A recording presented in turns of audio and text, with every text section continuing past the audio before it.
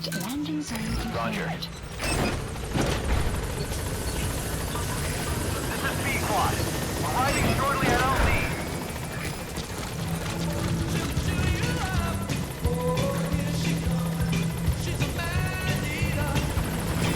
This is B-Squad. On station at LZ.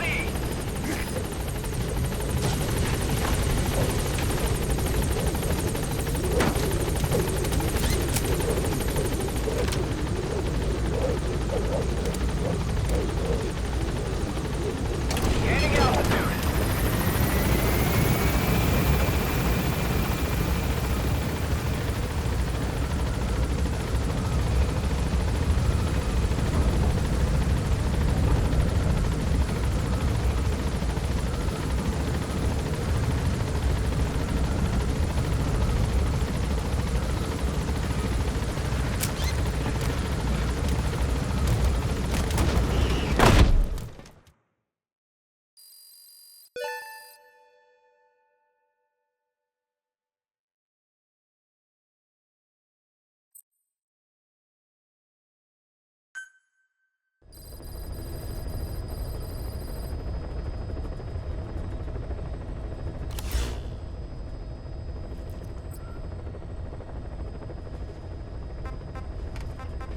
Please select a mission.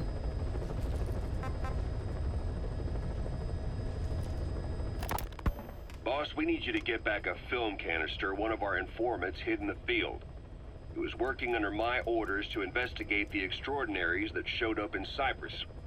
The man on fire and the floating boy that keeps showing up where they're not welcome. Apparently they were the subjects of some top-secret research conducted by the Kremlin. Unfortunately, that meant our informant drew the attention of the KGB's Directorate S, and they took him out before we could make contact. The good news is he placed a report in a film canister and hid it somewhere in Spookmate Keep. Just before he died, he transmitted VI of the hiding place to us, but the data was cut off partway through. The image is far from clear, but it might provide the clue you need. We'll be analyzing the data further to try to clear it up, but for now, get to Spookmate Keep.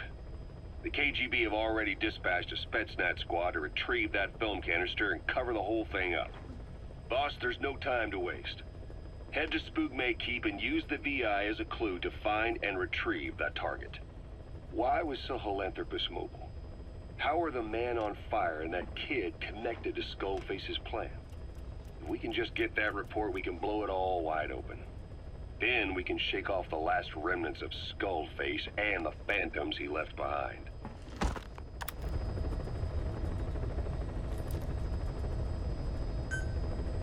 Mission accepted. Heading to Afghanistan.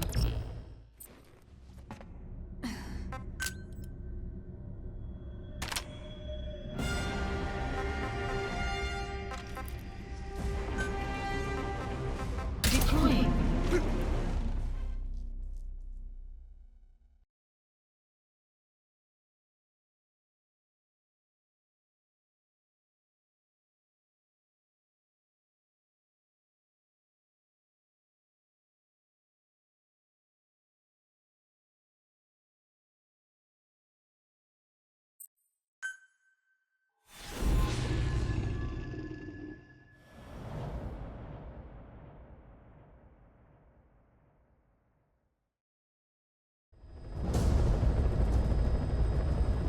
Boss, retrieve the film canister our informant hid in Spookmate Keep before he died.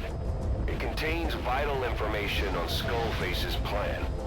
For now, our only clue is the garbled photograph the informant tried to send us before the end.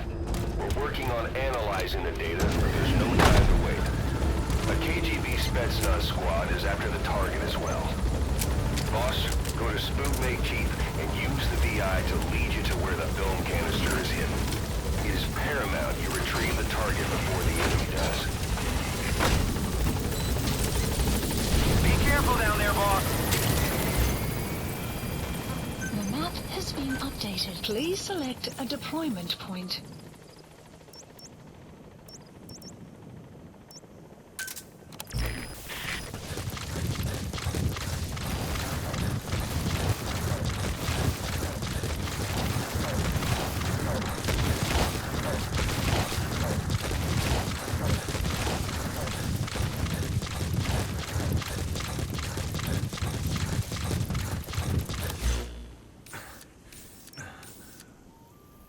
buddy has infiltrated and the map has been updated.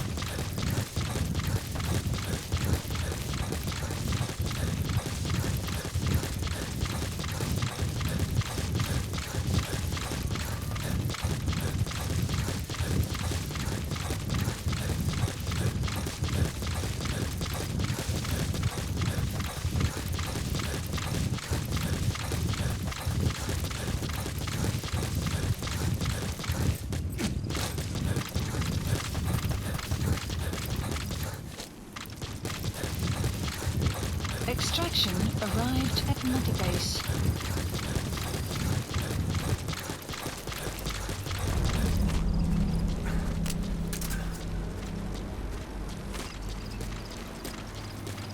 Enemy presence detected. The map has been updated. You have arrived at your destination.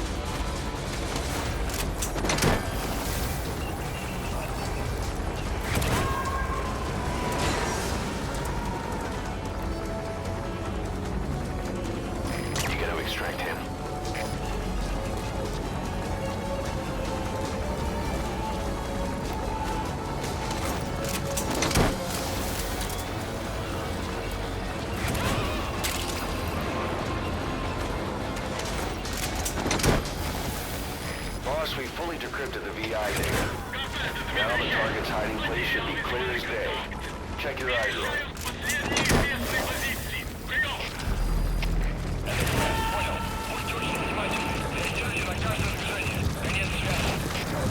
You gotta extract him.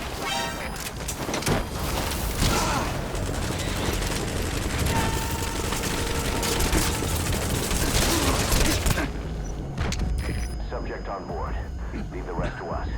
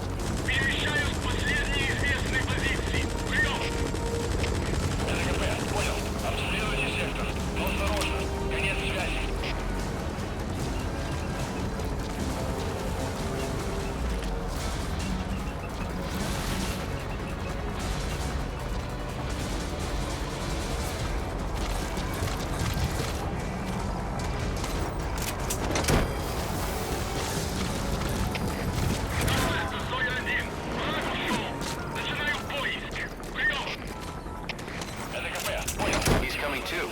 Roger that. Boss, get down. That's an enemy gunship. Stay low and crawl along the ground. That should enable you to sneak past enemies. СО-1, это КП. Доложите ситуацию. Прием. Вы меня слышите? Прием. Всем боевым группам, это КП. У нас проблема. Тревога по всем постам.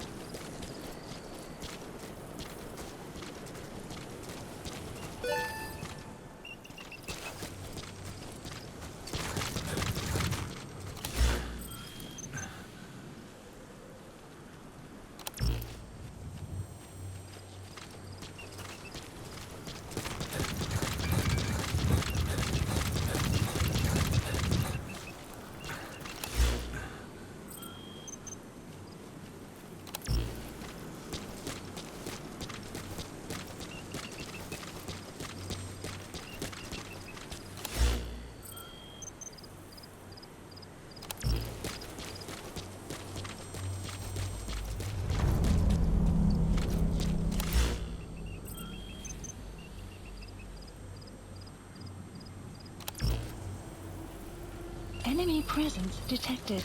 The map has been updated.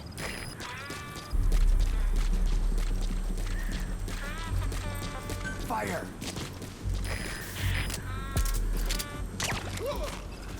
Как ты, в порядке? Что это?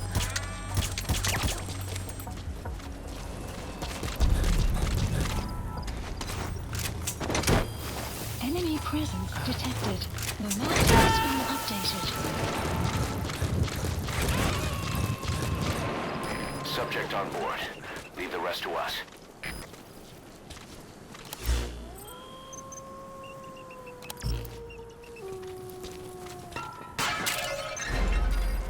You've completed your objective. Now get out of the hot zone. Mission info. Please select a support helicopter Roger. requested.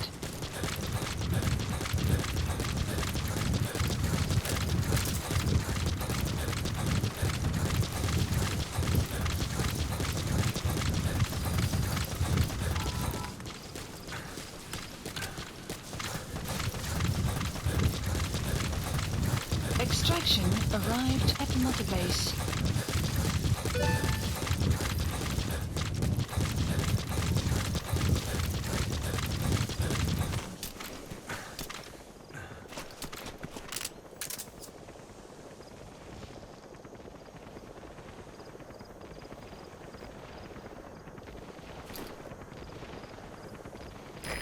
This is B-Quad. Arriving shortly at LZ.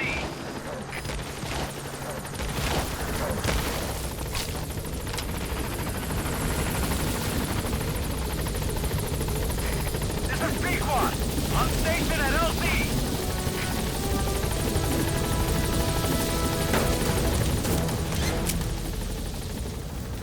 Gaining altitude.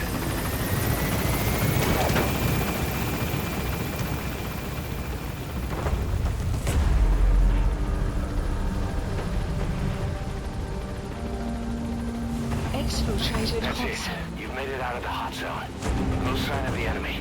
Mission complete, boss.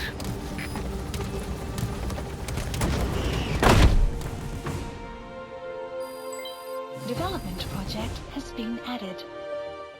Mission complete. Great work.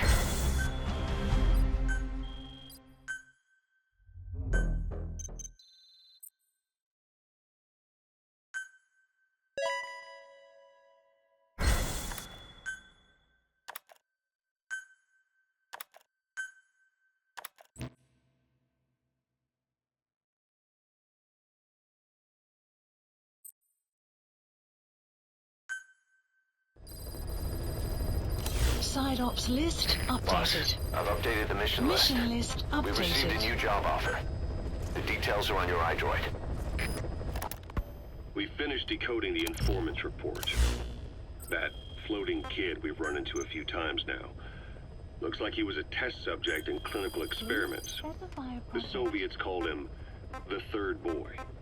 The Third Boy was brought to a lab on the outskirts of Moscow from Czechoslovakia, after which he was due to be sent to a research center in Leningrad, then Siberia, and finally an academic town in Novosibirsk.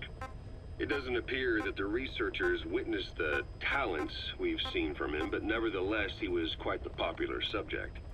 His latent cognitive abilities suddenly awoke en route to Moscow. According to the report, the Third Boy was easily influenced by other individuals' biofields. Evil thoughts, in particular. They affected his mind like a virus. Extreme anger or resentment, motives for revenge, in other words.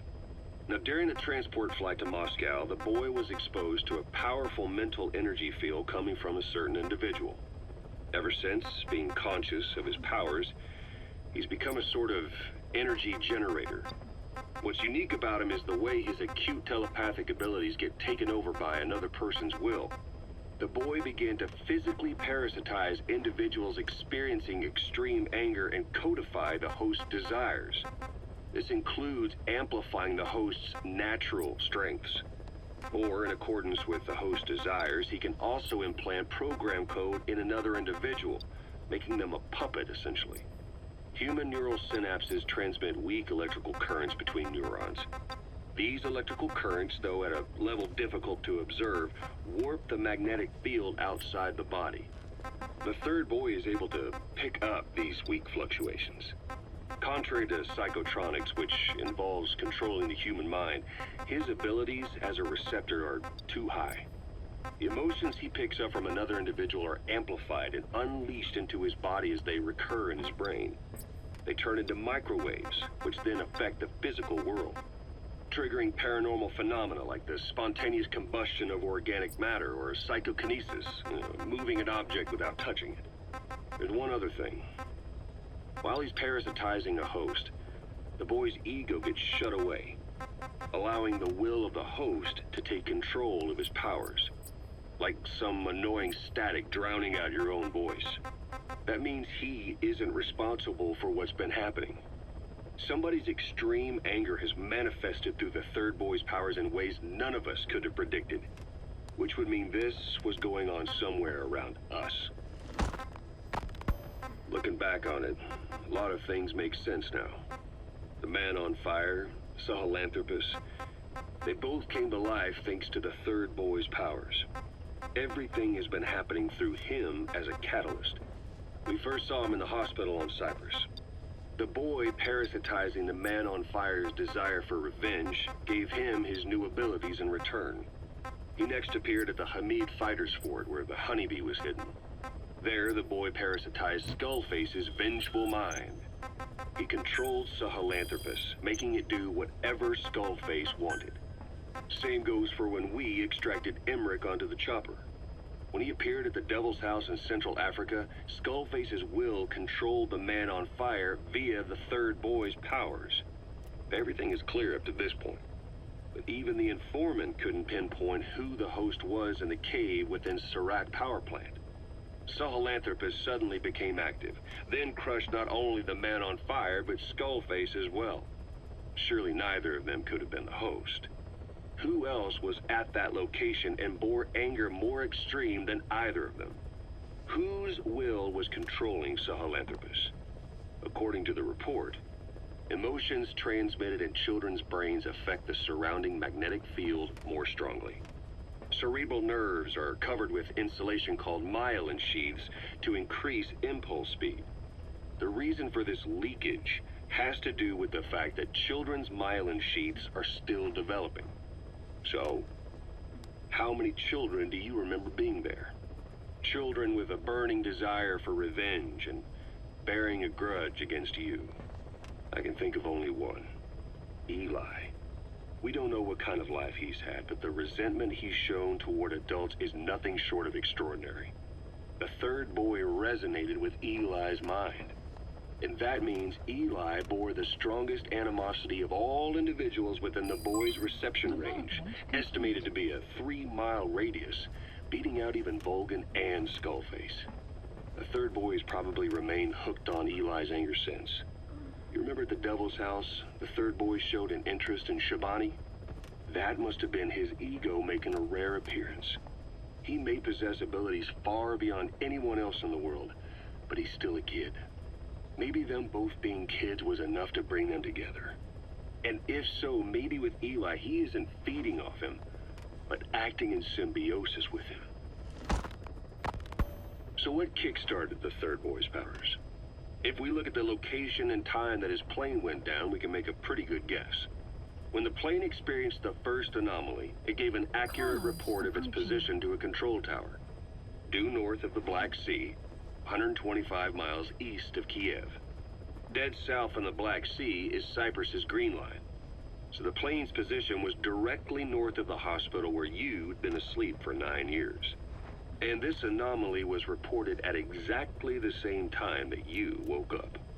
The plane was enveloped in flame from the inside out. The fuselage burnt to ashes. There were no survivors, at least not publicly admitted.